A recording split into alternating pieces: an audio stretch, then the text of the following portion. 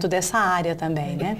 Bem, a felicidade, eu coloco a felicidade como estado, ok? Um estado momentâneo, um estado permanente, okay? Mas é um estado porque define muito o status quo que a pessoa ali está naquele momento. Nós não temos como perceber, vislumbrar e viver a felicidade sem este outro lado. Eu digo que o mal e o bem estão sempre ao lado, a escuridão e a luz. Por quê? Quando nós sofremos por algo, quando nós perduramos esse sofrimento, quando nós perdemos a referência com esse nosso eu inferior, porque a infelicidade nada mais é do que a busca incessante desse nosso eu inferior. Para quê? Para que possamos despertar essa consciência em Deus, em Theos, e aí buscar essa unicidade, né, com este eu superior. Então, quando nós vivemos esses dois lados, né, a tristeza e a alegria, nós estamos fazendo, mediante esse buscar inteiro, constante em tentar buscar quem eu sou para que eu possa viver aonde estou errando e mediante a isso fazer as minhas melhores escolhas. Então o próprio Confúcio dizia, busca-te a ti mesmo e conhecerás o mundo que te cerca. Então a razão das nossas dores estão dentro de nós mesmos. Então nós só conseguiremos buscar a felicidade tendo como único princípio da vida, que é buscar o amor sobre todas as coisas e as pessoas. Então eu chamo que a infelicidade é um desamor.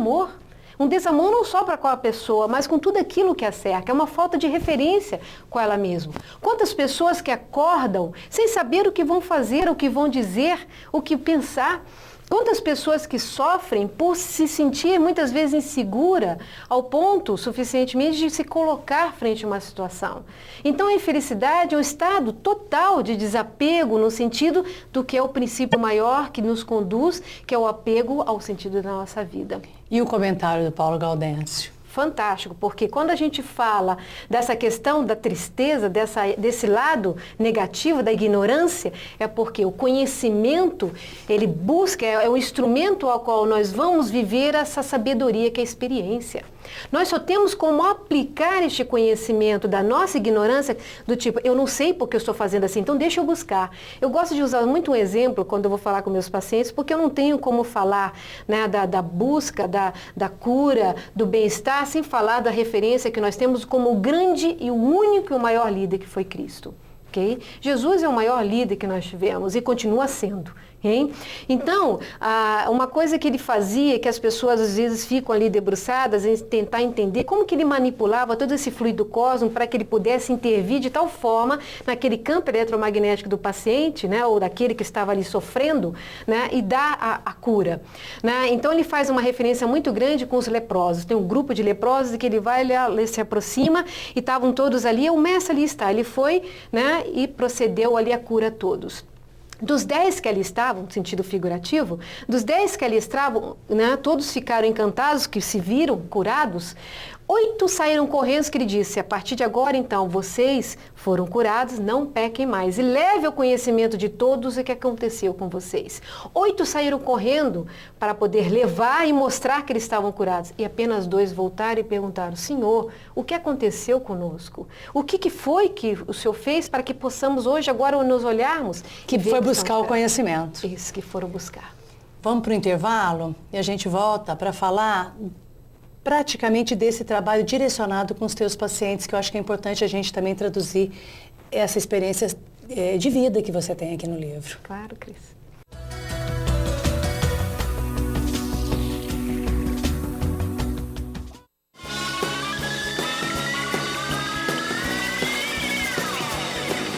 Ímpar Entrevista Vanguard. Seu Jorge, guitarrista Lúcio Maia.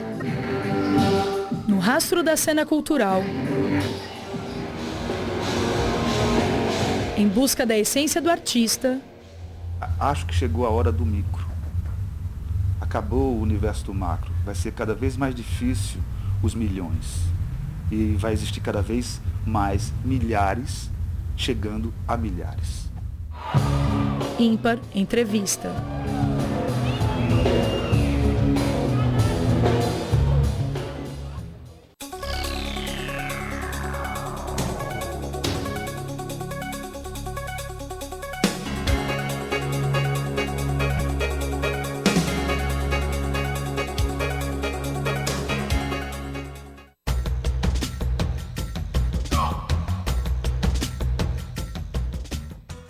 Delma, a busca pela felicidade, né, que a gente estava discutindo aqui, que a história é da ignorância e a saúde, a pessoa não está sentindo nenhuma dor e, né, e não ter conhecimento, ela automaticamente ela vive, né, ela transita pela vida aí de uma maneira mais tranquila, vamos dizer assim, né, quando você começa a conhecer, você começa a questionar, e o questionamento, o entendimento é que vai fazendo você a sofrer, vamos dizer assim, né? Pela vida, pelas condições, pelas dificuldades que nós enfrentamos. E você colocou que a felicidade, ela está dentro da gente, e que a gente é que tem que desenvolver essa busca, né? E todo esse entendimento, por que eu perdi minha mãe, por que meu filho morreu, por que não sei quem se matou, né? Então, esse é o grande desafio da vida, né? Você entender você próprio e os teus semelhantes. Né? Agora, o livro, ele foi escrito também porque você foi buscar todos esses sentimentos em pessoas que você atendeu, em experiências de vida de outras pessoas. Como que foi isso, né? Casos que você tenha enfrentado, como é que foi essa experiência? Quais são os pacientes, quais são as histórias que moveu a tua ação para essa obra? Sim. Primeiro, a própria necessidade de poder compartilhar tanto com colegas, né, com pessoas que buscam, mediante a pesquisa, tentar reelaborar, melhorar, porque o propósito de todos nós aqui, eu acredito que o propósito de toda pessoa que entra nessa área da saúde, principalmente a área de saúde mental, que é o enfoque principal do psicólogo, é tentar, de alguma maneira, buscar intervir e ajudar, estando ao lado do paciente, de maneira a prover a ele uma qualidade de vida, que é psíquica, emocional e todo o resto. Então, eu me via como imbuída de poder desenvolver um trabalho onde eu pudesse, faceado, né, a todas as abordagens que eu fiz de regressões, né, trazer alguns exemplos onde eu poderia ilustrar o que é a dor, o que é a tristeza, o que é a depressão, o que é o medo, de onde ele vem, de onde ele se gesta. E a partir do momento que eu comecei a me debruçar sobre esse inconsciente coletivo, quando eu falo inconsciente coletivo, eu estou falando do campo mental do paciente, que é a razão que nos leva muito, que nos remete muitas vezes às vidas pretéritas. Então eu comecei a me deparar com uma gama muito grande de informações que eu poderia, né, trazer à realidade, né, principalmente essa cultura científica, de maneira a colaborar e que possamos abrir mais as opções, né? E foi quando, então, eu trouxe este livro que retrata aqui muitas experiências de medos para justificar e para explicar até mesmo doenças, como alergia, como fobia, como a alergia respiratória, câncer, porque a gente trabalha também com a intervenção da cura do câncer. Então, eu trago no livro também caso, né, comprovado da cura de tumores de pacientes no consultório. Você tem histórias de cura, então? Sim, nós temos histórias de cura. Porque assim, quando a gente fala da depressão, quando a gente fala apesar de serem doenças assim, né, depressão e questão de alergia, tudo, são doenças, vamos dizer assim, menores no sentido próximo de uma doença como o câncer, que desafia a própria ciência, né? O que faz acontecer uma cura do câncer, de uma doença tão complicada e tão desafiadora, num tratamento psicológico, por exemplo? Como é que funciona esse de regressão, obviamente, com todo esse... Quem é que cura quem, né? Onde é que está a cura nessa história? Muito bem. Bem, Cristina, toda doença, ela é fundo emocional. Ela é concomitante à relação doença com a questão emocional. E o câncer é uma das doenças mais avassaladoras, porque ela está impregnada nas próprias emoções psíquicas do paciente. Okay?